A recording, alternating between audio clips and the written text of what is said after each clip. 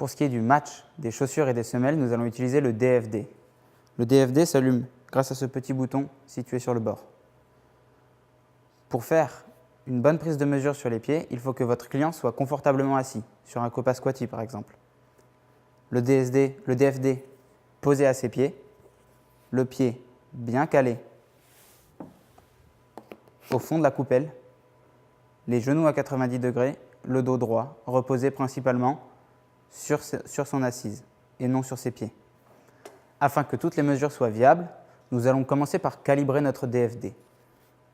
En posant le talon de votre client dans la coupelle, la petite coupelle sur l'écran va s'allumer en verte et toute la plaque en bleu, ce qui veut dire que le pied de votre client est bien posé sur la plaque.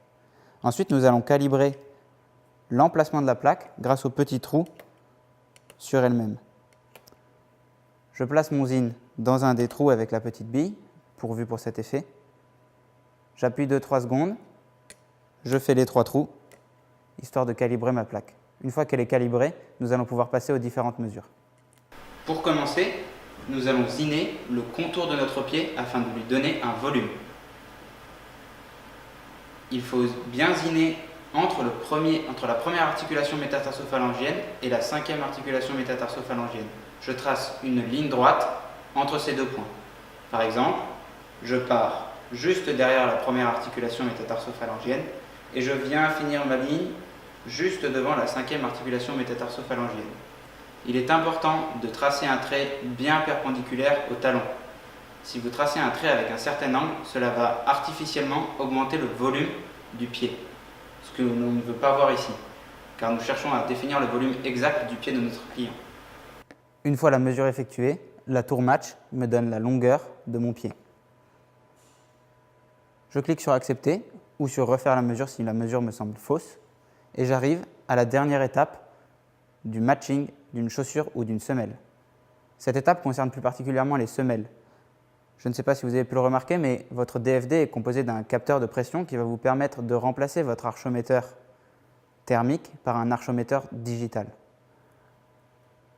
Il suffit que votre client soit bien posé sur ses fesses et non sur ses pieds afin de ne pas écraser la voûte plantaire et de bien évaluer une voûte plantaire hors charge afin de définir quelle hauteur de voûte plantaire votre client possède et quelle semelle pourrait lui convenir dans ses chaussures.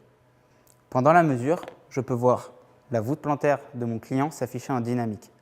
Une fois qu'elle est stabilisée, je clique sur « Saisir » afin de l'enregistrer et le système me donnera la hauteur de sa voûte plantaire et quel type de semelle je vais pouvoir lui conseiller à mettre dans ses chaussures.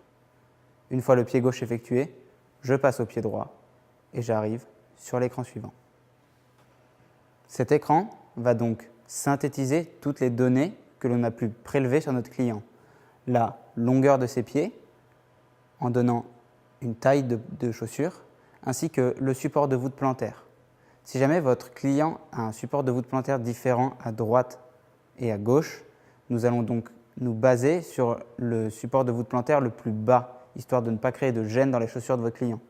Mais peut-être qu'un fit ou une évaluation plus avancée permettrait de fournir une solution plus pertinente à votre client. Nous allons donc continuer en passant au DSD et au choix d'une selle.